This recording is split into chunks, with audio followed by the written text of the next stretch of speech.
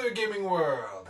This is Emmanuel Justice, reporting for JGN, the Justice Gaming Network. And today, ladies and gentlemen, I am here to present a very special review to all of you. A review on a game that I have wanted to cover for some time now. A review that was a very special request that I received quite some time ago. Ladies and gentlemen, I am here to present to all of you the review that will end the previous era of JGN. My review of Skullgirls' Second Encore. Cue the history lesson.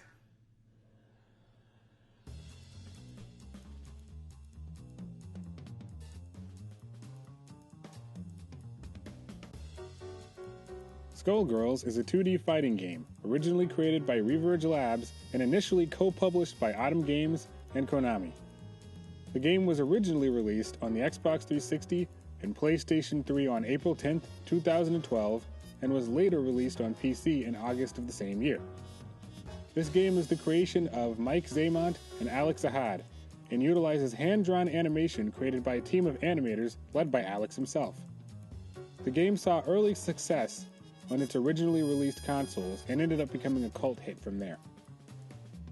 Unfortunately, this early success did not keep the game from having problems throughout its development.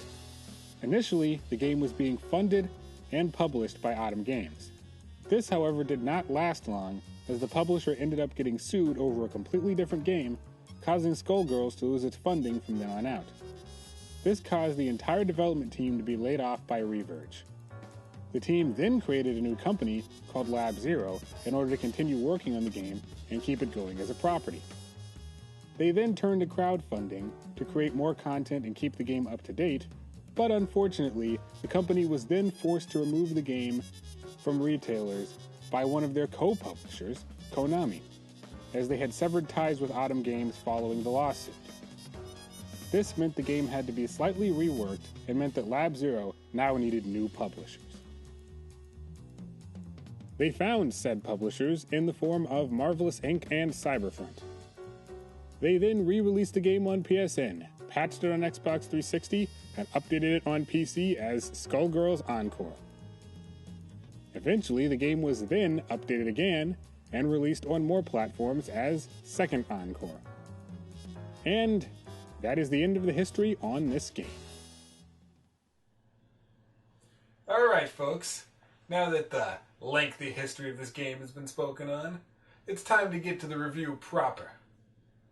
After all the time that I've spent preparing for this day, I turned on the system, I put the controller in my hands, and now I've only got 2 words for you. Let's rock. Let's start with the intro. The game decides not to waste any time and opens with an overview of the story and characters, along with the visuals, showing off what the art style for the game looks like.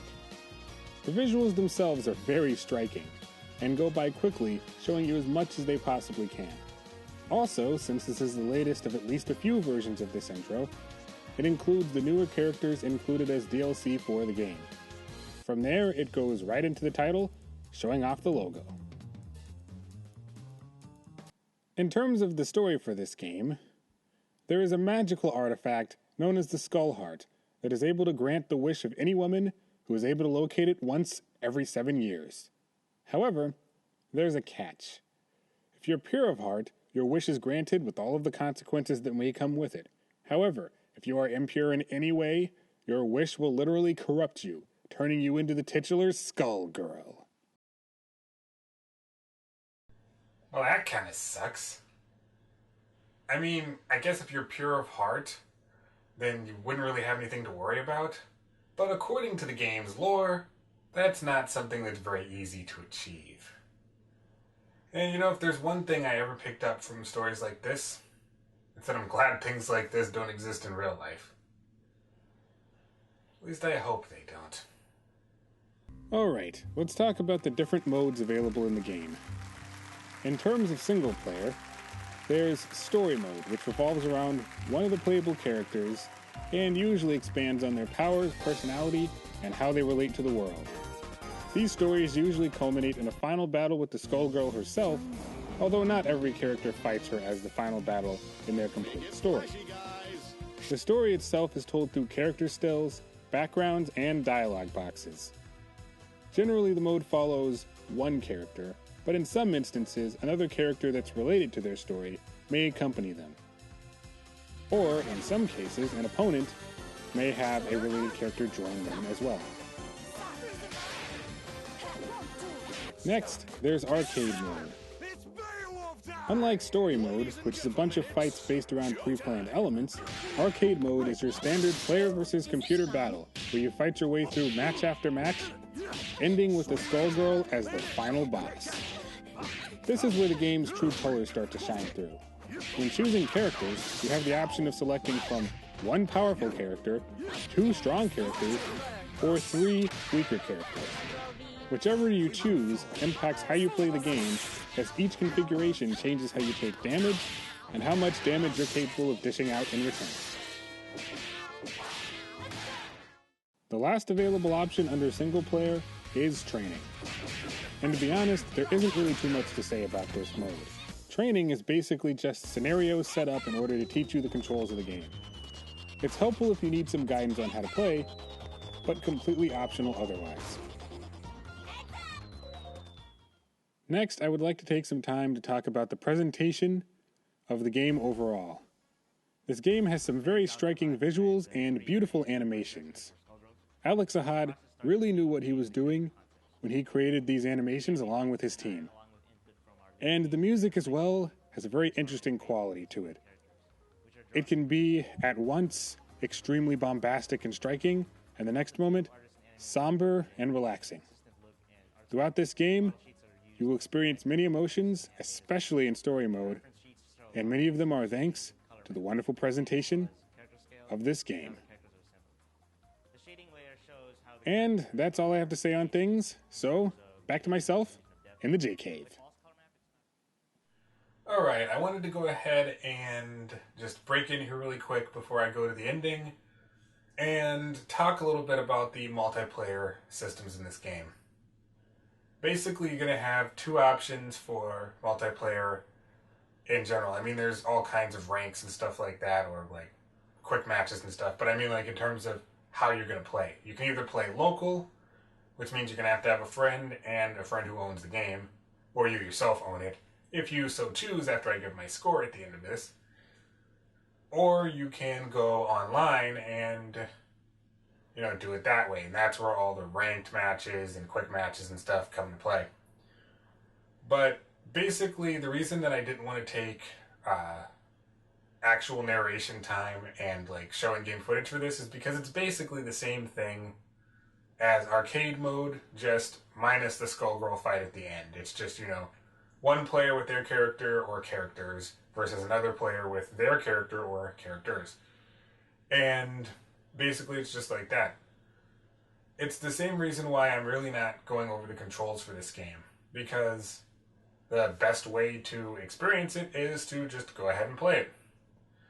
And, any extensive explanation I did about the controls for this game or the multiplayer functions for this game could easily be discovered just by playing the game itself. So, my suggestion would be that if this game interests you at all, you find a way to play it. And that's going to go ahead and end this right here. Well, ladies and gentlemen, that's Skullgirls' second encore. It's an exceptional fighting game, with an interesting fighting engine, gorgeous graphics, great animations, and very interesting characters.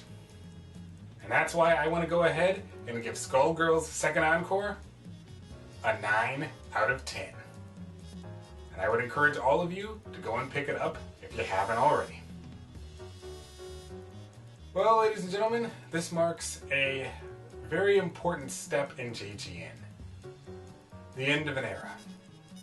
As I've explained to many of you over the past year, I've had some issues making videos, and I've had some issues dealing with a few things in my personal life. And I appreciate those of you who stuck around and waited for me to come up with these videos again. And I appreciate those of you who may be watching this as the first video of mine you've ever seen. I would like to promise all of you that things are going to start looking up and JGN will come back to have the greatest era it's ever had. See you in the future, ladies and gentlemen. Have a good day, night, weekend, weekday, or whatever it is you're doing right now. Holla!